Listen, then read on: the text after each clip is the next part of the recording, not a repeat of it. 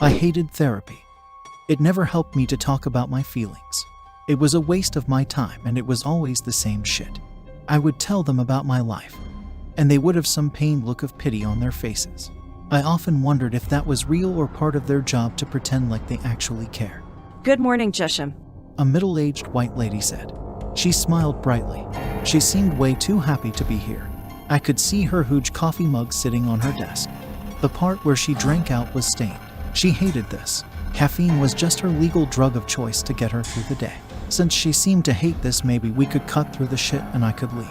I sat down in the chair in front of her. Her office was very tidy. She either had OCD or the cleaners she hired were very good. I nodded at her. I don't need therapy, I said right out of the gate. The therapist smiled. We all need therapy. Just think of me as a friend. She responded. I sighed deeply. I wondered if that response was in the therapist handbook. They all seemed to have the same answer. Well, you're not my friend and I don't need any friends. I court-ordered to be here. I'm sure you have better things to do with your time, I replied. The smile never left her pudgy face. It seemed almost like it was pasted on. She took a deep breath as if contemplating how to respond. I knew she didn't want to be here either, but unlike me, she was getting paid to listen to my dribble on about my life. You're right, I do have better things to do. But since we are both here, let's make the best of this hour. Okay, if you don't want to see me again, I'll gladly suggest another therapist for you. The therapist responded. I was shocked that she could say all of that, and that fake smile never left her face. She essentially gave me a polite, well, fuck you too. But she had a point. It was only an hour out of the day. After that, I could go back home to my wife and 6 annoying kids. I sighed. So where do we start? I asked. The therapist skimmed through my file and then looked up at me.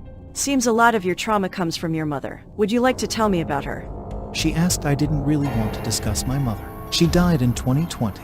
As far as she was concerned, that was a chapter in my life that came to a happy ending. But hell, talking about her would make this hour go by quickly. The therapist watched me intently as I struggled with the idea of talking about my mother. Ever since she had died, I had forgotten about her. She was my monster under my bed, so to speak.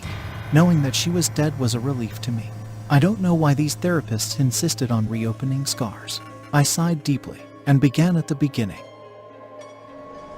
I remember getting off of the plane and taking my first step on American soil. I remember taking my first breath of American air. I was excited and eager to start my life in America.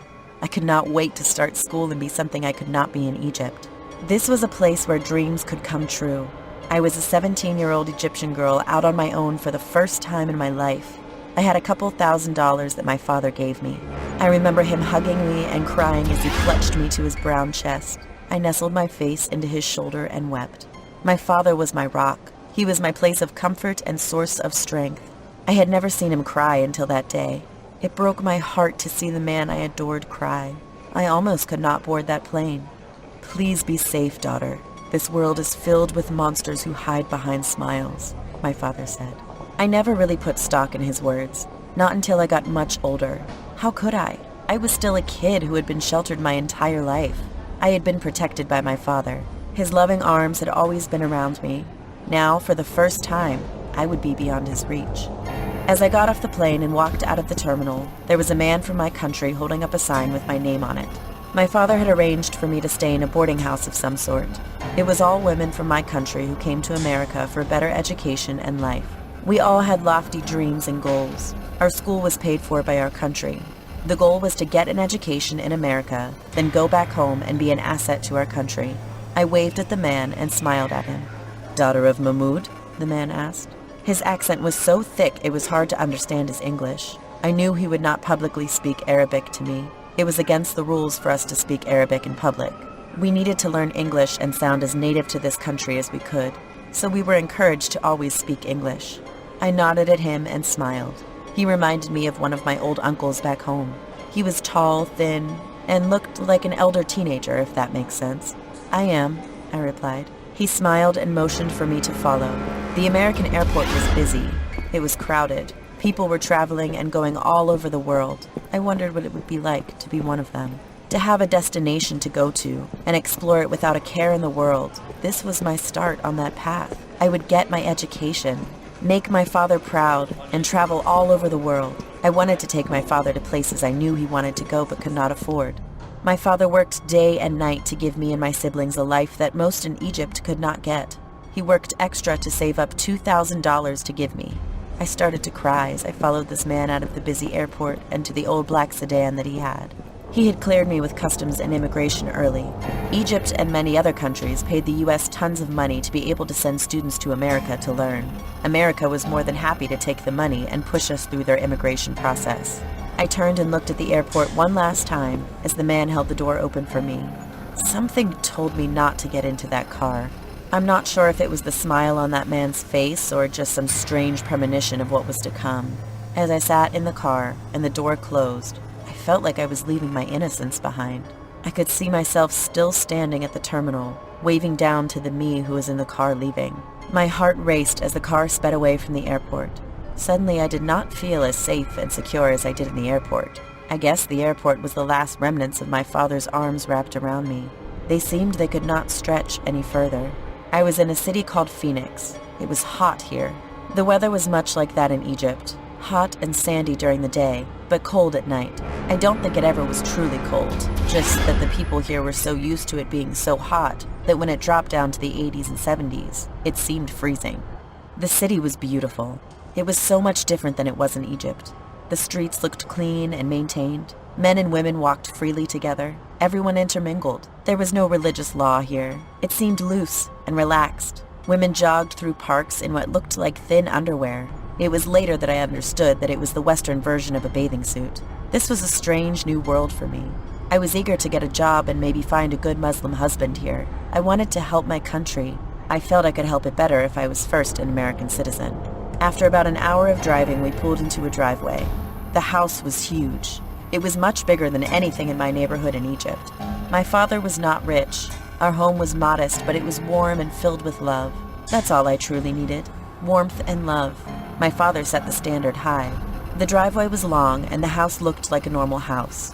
One would never know that several young foreign women stayed here, that we were striving for a better education to in turn help advance our country. As I got out of the car, I noticed a dark-skinned man standing by the door. He was giving one of the Egyptian men who were here to look after us and protect us a bunch of money. They smiled, laughed, and shook hands. The dark-skinned man turned and was beginning to walk down the driveway. He stopped to look me over. "Damn, baby," the dark-skinned man said. I felt uneasy. He stared at me like I was a piece of meat. He was a rabid, hungry dog ready to devour me. I studied him. He was very handsome. He dressed nicely and walked with an air of authority. He seemed dangerous, like a shark who smelt blood in the water. His eyes were as dark as his flesh, but they seemed evil. I have never experienced a man like him before. It was like looking into the eyes of a soldier that has seen far too much death. They were cold and emotionless. It seemed he could kill me just as easily as he could help me. Was this America? Were the people here this cold and detached from their humanity? I did not say anything to him. I looked down and hurried past him. My father told me not to look men in the eyes. Some men would take that as me being interested in them, or of being sexually immoral. I wanted nothing to do with a man such as that dark-skinned man. The dark-skinned man pointed at me as I approached the door where a man from my country stood. The Egyptian man smiled and nodded. They had communicated something that I was not aware of. Whatever it was, it involved me. I expected the men from my country to protect us. Most of these men were ex-Egyptian soldiers or police. They were on our country's payroll to protect us while we were here. For some reason, I did not feel so protected. I thought about getting back into the car and asking to be driven back to the airport. But I knew my father risked so much for me to be here. He had worked so hard to save the money for me to be in this program, have a life that was better than his. I missed my father already. I felt cold outside of his home and arms. Out of all the men in the world, I knew he was the only one I could trust with anything. He did not look at me as a sex object. In his eyes, I was the baby he held as my mother pushed me out. I would always be that baby in his loving eyes. I have yet to see that same love for me in the eyes of any other man. Maybe I was a naive fool to think that anyone would ever love me the way my father does. The Egyptian man opened the door for me and invited me into the house. Immediately, I felt like I was in a prison, that I stepped into a cage that I could not escape from. I was afraid.